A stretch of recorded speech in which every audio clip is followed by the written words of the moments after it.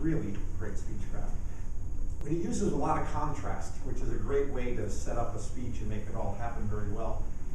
I don't know if it was a plant or not, but you're both bankers, David and yourself, and David's in the suit and tie, and you're in this relaxed cloak. I don't know if it was a plant, but it worked out perfectly for what you were doing. You started off with football, you were animated, you were relaxed, you were sitting in the chair, your dress, of course, and your tone all just set the stage for it. And then you had all the great voice inflections, the emotions. You were sad at parts. You provided the tension of what's going to happen at this point on Saturday. And then the enthusiasm, and then you got to the point where you talked about the glee of Tebow's going to come back, and some of the expressions that you had around that. So all of it just really added to it.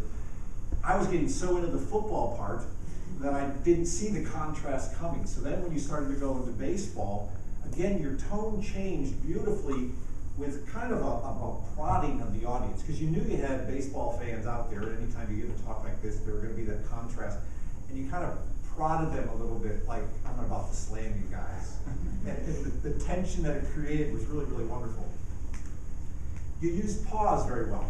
When you got to the point of baseball, and you kind of added that pause and wanted to note that out to everybody, because that's an excellent way to kind of bring the audience in and just kind of add some of the tension of, okay, what's he about to say here?